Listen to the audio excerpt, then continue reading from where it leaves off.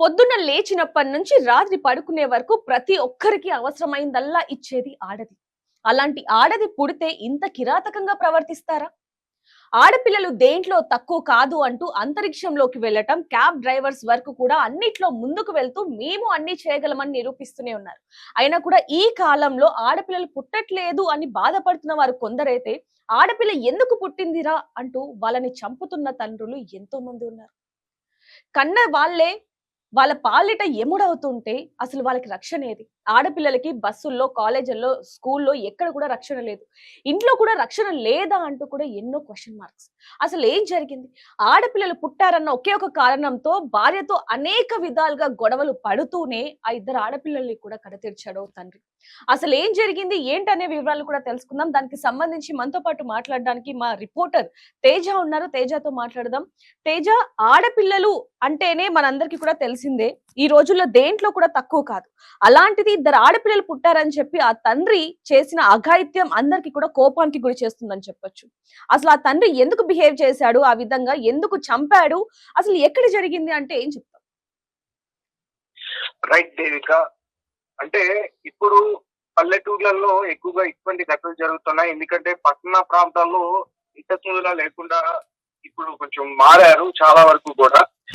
చాలా మంది పై స్థాయి చదువులు చదివిస్తున్నారు, డాక్టర్స్ అవుతున్నారు, లాయర్స్ అవుతున్నారు, పోలీస్ ఆఫీసర్స్ అవుతున్నారు, పైలట్స్ అవుతున్నారు. అలాగే మిలిటరీలో కూడా ఈ రోజు చాలా కీలక పాత్ర పోషిస్తున్నారు. రీసెంట్ గా ఆపరేషన్ సింధూర్ టైంలో కూడా ఇద్దరు సోఫియా, కల్నల్ సోఫియా, అలాగే మేజర్స్, ఇంకా పైలట్, ఎయిర్ ఫోర్స్ కి సంబంధించిన వాళ్ళందరూ కూడా కీలక పాత్ర పోషిస్తున్నారు ఈ భారతదేశంలో. కానీ ఇలాంటి భారతదేశంలో కొంతమంది ఆడబిడ్డలను పురిట్లోనే చంపేస్తున్న ఘటనలు చూస్తూ ఉన్నాం. తర్వాత ఎదిగిన తర్వాత చంపేస్తున్న ఘటనలు చూస్తూ ఉన్నాం. ఇక్కడ ఈ ఘటన గురించి మాట్లాడుకుంటే ఖచ్చితంగా ప్రతి ఒక్కరికి కూడా చాలా బాధ అనిపిస్తుంది. ఇద్దరు కవల ఆడబిడ్డలు, 4 సంవత్సరాలు, వీళ్ళిద్దరిని కూడా తన తండ్రి చంపేశాడు. ఒక గడ్డి ముందు వాళ్ళిద్దరికి ఇచ్చి హతమార్చేశాడు వాళ్ళిద్దరిని కూడా. తర్వాత ఒక ఆడబిడ్డల బావ దగ్గరికి తీసుకెళ్లి అందులో పారేశాడు.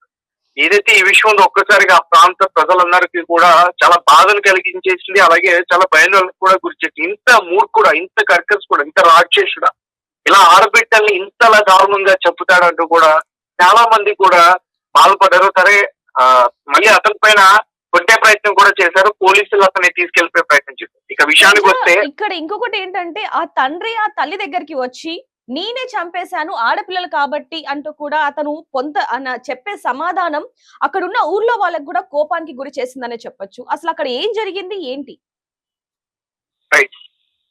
శ్రీశైలం ప్రస్తుతం ఎవరైతే తండ్రి ఉన్నాడో అతని పేరు శ్రీశైలం.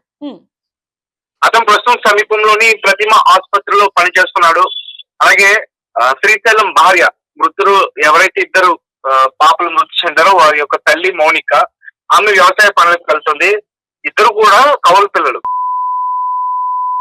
ఆడపిల్లలు పుట్టారని చెప్పి శ్రీశైలం భార్యతో ఇంతకు ముందు చాలా సార్లు కూడా గొడవ పడ్డారు. వాళ్ళ పుట్టిన తర్వాత నుంచి శ్రీశైలం దగ్గర నుంచి మౌనికకి అనేక వేధింపులు అయితే ఉన్నాయి. అలాగే ఇదే విషయం కుటుంబ సభ్యుల మధ్య చాలా సార్లు పంచాయతీని నిర్వహించారు. భార్య భర్తలు ఇద్దరికి కూడా కౌన్సిలింగ్ ఇచ్చారు, సర్ది చెప్పారు. అయితే నిన్న శుక్రవారం మధ్యాహ్నం 3 గంటలకి మళ్ళీ ఈ ఆడబిడ్డల గురించే శ్రీశైలం భార్యతో గొడవ పడి ఇంట్లో నుంచి పిల్లలిద్దరిని కూడా బయటికి తీసుకెళ్లి గడ్డి మందు తాగించాడు. తర్వాత దగ్గరలో ఉన్న ఒక వ్యవసాయ బావిలో పడేశాడు.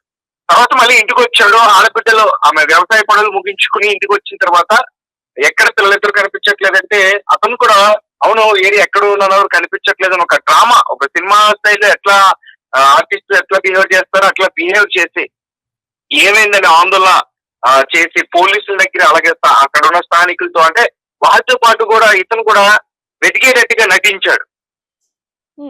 తర్వాత మొత్తం మీద భార్య అతన్ని కొంచెం గట్టిగా అడిగేసరికి అసలు విషయం చెప్పాడు. ఎందుకంటే మధ్యాహ్నమే ఆడపిల్లల గురించి గొడవ పెట్టుకున్నాడు. తర్వాత పిల్లల గురించి మౌనిక గట్టిగా ప్రశ్నించింది. ఇద్దరిని కూడా చంపి బావిలో పడేశానని శ్రీశైలం చెప్పడంతో, అలాగే అక్కడున్న కొంతమంది స్థానికులతో కలిసి బావి వద్దకు వెళ్లారు. సమాచారం అందుకున్న ఏసీపీ విజయ్ కుమార్, అలాగే సీఎం నిరంజన్ రెడ్డి ఘటనా స్థలానికి చేరుకుని వివరాలన్నీ కూడా సేకరించారు. బావిలో దిగి గాలించగా ముందు పెద్ద పాప మృతదేహం లభించింది. పిల్లల్ని చంపారనే కోపంతో శ్రీశైలంపై అక్కడున్న స్థానికులు కూడా దాడి చేశారు. తర్వాత పోలీసులు అతన్ని అదుపులోకి తీసుకుని పోలీస్ స్టేషన్ తరలించారు. అలాగే ఆ బావిలోకి గజేతగాళ్ళ సాయంతో ఆ సుమారు రాత్రంతో కూడా గాలించి వాళ్ళిద్దరి మృతదేహాలు కూడా బయటకు తీశారు. ముందు పెద్ద పాపతో అయితే మృతదేహం దొరికింది. రెండో పాప మృతదేహం దొరకలేదు. మొత్తానికి ఆమె యొక్క మృతదేహాన్ని కూడా బయటకు తీశారు. తేజ, పెళ్ళైనప్పటి నుంచి వాళ్ళిద్దరి మధ్య గొడవలు జరుగుతూనే ఉన్నాయి. ముఖ్యంగా ఎప్పుడైతే ఇద్దరు కవల పిల్లలు ఆడపిల్లలు పుట్టారో అప్పటి నుంచి ఇంకా వీళ్ళిద్దరి మధ్య గొడవలు ఇంకా ఎక్కువ అవుతున్నాయి అనేది కూడా ఊరి ప్రజలు చెప్తూ ఉన్నారు. దీనికి సంబంధించి అక్కడ ఉన్న వాళ్ళు ఏం చెప్తున్నారు అసలు? ఊరు ప్రజల డిమాండ్ ఏంటంటే ఇద్దరు ఆడబిడ్డల్ని, ఇద్దరికి కూడా చాలా చిన్న పిల్లలు, ఎప్పటి నుంచో కూడా గొడవ పడుతున్నాడు. అంటే స్థానికులు కూడా ఏమనుకుంటారంటే తరచుగా భార్య భర్తల మధ్య గొడవలు అందరికీ సహజమే కదా అనుకున్నారు. కానీ ఇతను పిల్లల కోసం గొడవ పడుతున్నాడని ఎవరు కూడా గమనించలేకపోయారు. ఈ రోజు భార్య విషయం బయట పెట్టిన తర్వాత స్థానికుల యొక్క డిమాండ్ ఏంటంటే అతన్ని ఉరి తీయాలని చెప్పి, ఒకవేళ పోలీసులు లేకుంటే అతన్ని అక్కడే కొట్టి చంపేశారు. ఎందుకంటే మన స్క్రీన్ పైన చూడొచ్చు ఇద్దరు ఆడబిడ్డల యొక్క అంటే వాళ్ళిద్దరు ఫోటో ఎంత చక్కగా ఉన్నారో, ఎంత అల్లారుముద్దుగా ఉన్నారో. కవలంటే చాలా మందికి ఇష్టం కూడా, చాలా అల్లారుముద్దుగా పెంచుకుంటారు కవల పిల్లల్ని. కనీసం మరి కూతుర్లు మరి ఎంత వద్దనుకున్నా తండ్రి స్థానంలో ఉన్న అతను పెంచాడు వాళ్ళిద్దరిని కూడా 4 సంవత్సరాల పాటు పెంచాడు. మరి అతనికి చేతులు ఎలా వచ్చాయని అయితే మాత్రం అర్థం కావట్లేదు. ఆ తల్లి బాధ అయితే అసలు చాలా ఇదిగా ఉంది. ఆమె కూడా డిమాండ్ చేస్తుంది, అతన్ని చంపేయండి, నా బిడ్డలు ఏ రకంగా చంపడం అతన్ని కూడా అదే రకంగా చంపేయండి అంటూ కూడా తల్లి కూడా డిమాండ్ చేస్తుంది. తేజ, ఇక్కడ ఆడపిల్లలు పుట్టడానికి తల్లి ప్రమేయం ఏది లేదు అంటూ అటు డాక్టర్లు చెప్తున్నారు. సినిమాలు కూడా చాలా వరకు అవేర్నెస్ తీసుకొస్తూనే ఉన్నాయి. ఇప్పుడున్న కాలంలో చాలా మంది తల్లిదండ్రులు ఆడపిల్లలు పుడితేనే మంచిది అంటూ కూడా ఎంతో మంది తల్లిదండ్రుల దగ్గర నుంచి కూడా విన్నాం. కానీ ఇక్కడ చూసుకుంటే అభం శుభం తెలియని 4 ఏళ్ల లోపు ఉన్న చిన్నారులని అంత కిరాతకంగా చంపడానికి అసలు ఆ తండ్రికి ఏ విధంగా మనసు వచ్చింది? అసలు అది గడ్డి మంది ఇస్తున్నాడని కూడా పిల్లలకి తెలియక మా నాన్న ఏదో ఇచ్చాడని చెప్పి తాగేయడం ప్రతి ఒక్కరికి కూడా గుండెలు పగిలేలా ఆలోచిస్తున్నారని చెప్పొచ్చు. దీనికి సంబంధించి ఏం చెప్తారు?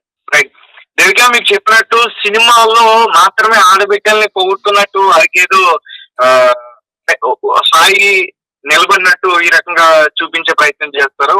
నిజంగా స్క్రీన్ పైన అవి చాలా బాగుంటాయి. కానీ రియల్ లైఫ్ కి వచ్చేసరికి, నిజ జీవితాలకు వచ్చేసరికి అందరూ జీవితాలు అట్టుండవు. ముఖ్యంగా మన భారతదేశంలో పట్టణ ప్రాంతాల్లో బాగుంటుంది, కానీ పల్లె ప్రాంతాలకు వెళ్తున్నప్పుడు ఇటువంటి ఘటనలు ఎక్కువగా ఉంటాయి. వాళ్ళు ఇంకా పూర్వం రోజుల నుంచి బయటికి రారు. సాధారణంగా ఆడబిడ్డ ఇంటికి లక్ష్మి అంటూ కూడా చెప్తా ఉంటారు బయటికి కబుర్లు. బట్ ఆడబిడ్డ పుట్టిందంటే ఆడబిడ్డ అనే ఒక ఇదైతే వాళ్ళకు అంటే లోకుగా చూస్తారు. ఆడబిడ్డకి జన్మించిన ఆడ మనిషిని లోకుగా చూస్తారు. వారసుల్ని ఇవ్వలేకపోయిందని నిందలు వేస్తారు. అత్త కావచ్చు, మామ కావచ్చు, హస్బెండ్ కి అక్క చెల్లెలుంటే వారు కూడా నిందలు వేస్తారు. ఇటువంటివి కూడా ఇంకా జరుగుతూ ఉన్నాయి, ఒక్కొక్కటి బయటకు పడతా ఉన్నాయి. అయితే ఇక్కడ ఈ వ్యక్తి అయితే మాత్రం అంటే కొంచెం రాక్షసులా ప్రవర్తించాడు. నాకు కుమారుడు కావాలంటూ కూడా ఆమెను హింసించాడు. అట్లా ఆమెని ఇంతకుముందు ఆమెను హింసించాడు, చిత్రహింసలు పెట్టాడు. తర్వాత పెద్దల సమక్షంలో కౌన్సిలింగ్ ఇవన్నీ కూడా జరిగిన తర్వాత ఇక తరచుగా ఇదే జరుగుతుంది, ఇంకా ఇదే అవుతుంది, నేను ఏదో ఒకటి చేయాలనే ఒక ఇదితో ఆ ఇద్దరిని కూడా తీసుకెళ్లి గడ్డి ముందు తాగించి ఆత్మహత్య చేశారు. ఆ చిన్న పాపలకు వాకేం తెలుస్తుంది, గడ్డి ముందు ఆమెదో ప్రేమతో ఏదో పెడుతున్నారు అనుకున్నారు పాపం, కానీ వారికి తెలియదు కదా.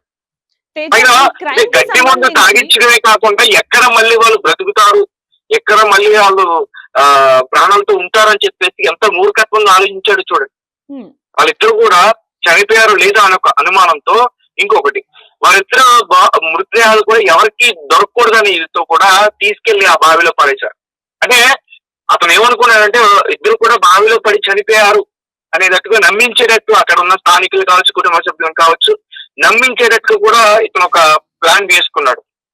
ఎస్ తేజ, ఎప్పుడైతే పిల్లలు కనిపించట్లేదు అని చెప్పి తల్లి ఆవేదన వ్యక్తం చేసిందో అప్పుడు ఆ తండ్రి కూడా కపట నాటకం ఆడాడు. నా పిల్లలు కనిపించట్లేదు అని చెప్పి కూడా ఊరంతా వెతకడం జరిగింది. కానీ తల్లికి అనుమానం ఉంది. ఎందుకంటే పిల్లలు పుట్టినప్పటి నుంచి ఆ తండ్రి ప్రవర్తన మారింది, పిల్లల్ని సరిగ్గా చూసుకోకపోవడం, ఇదంతా జరిగిన తర్వాత తల్లి అనుమానం నిజమే అని తెలిసింది. అయితే ఇప్పుడు ఆ తల్లి ఆరోపిస్తున్నది ఏంటి? ఒకవైపు తను అల్లారు ముద్దుగా పెంచుకున్న 4 ఏళ్ల లోపు ఉన్న పిల్లలు ఇద్దరు కూడా చనిపోవడం జరిగింది. ఆ భర్తే హంతకుడు అని తెలిసింది. ఇప్పుడు ఆ తల్లి ఆవేదన ఏ విధంగా ఉంది అసలు? కేవలం అక్కడ తల్లి మాత్రమే డిమాండ్ చేయట్లేదు. తల్లి తరపు కుటుంబ సభ్యులు అలాగే ఇతని తరపు కుటుంబ సభ్యులు ఎవరైతే ఉంటారో ఉమ్, అందరూ కూడా ఒకటే డిమాండ్ చేస్తున్నారు, అతన్ని ఉరి తీయాలని చెప్పి. ఎందుకంటే అల్లారు ముద్రగా ఉండే ఆ ఇద్దరు కవల పిల్లలు కూడా అక్కడ స్థానికులు కూడా వాళ్ళని అంటే చక్కగా చూసుకునేవారు కవలలు కాబట్టి. సో వాళ్ళందరూ కూడా ఇతను ఆ, ఏ రకంగా అయితే చంపాడో అతన్ని కూడా అదే రకంగా చంపాలంటూ కూడా డిమాండ్ చేస్తున్నారు. తల్లి డిమాండ్ కూడా అదే. ఎస్ తేజ, మరి మృతదేహాలు కూడా ఆల్రెడీ ఒక చిన్నారిది దొరికింది, ఇంకో చిన్నారిది కూడా మృతదేహం వెతకడానికి గజ ఈదగాళ్ళు అయితే వెళ్ళటం జరిగింది. మరి మృతదేహం దొరికిన తరువాత ఎలా ఉంటుంది ప్రాసెస్? ఎందుకంటే తండ్రే చంపానని చెప్పి ఒప్పుకున్నాడు కాబట్టి మరి కేసు నమోదు చేసుకొని పోలీసులు కూడా దర్యాప్తు చేపడుతున్నారని చెప్పొచ్చు. మరి ఆ తండ్రికి, ఆ కిరాతక తండ్రికి ఎలాంటి శిక్ష పడే అవకాశం ఉంది? సో ఖచ్చితంగా కఠినమైన శిక్ష పడే అవకాశం అయితే ఉంది. ఎందుకంటే ఆ స్థానికులు కావచ్చు, అక్కడ కుటుంబ సభ్యులు కావచ్చు ఎక్కువగా డిమాండ్ చేస్తా ఉన్నారు. ఇంకొకటి అంటే వాళ్ళు డిమాండ్ చేసినంత మాత్రాన ఉరి శిక్ష అయితే పడుతుందని నేను చెప్పలేను. ఆ కేసుకి సంబంధించిన డీటెయిల్స్ కోర్టులో సబ్మిట్ చేసిన తర్వాత జడ్జి గారు దాని గురించి ఆ శిక్షల గురించి ఆయన తీర్పునివ్వాలి. కానీ పోలీసులు అయితే మాత్రం అతన్ని విచారించారు. విచారణలో చాలా వరకు కూడా నేనే హత్య చేశానని అతను ఒప్పుకున్నాడు.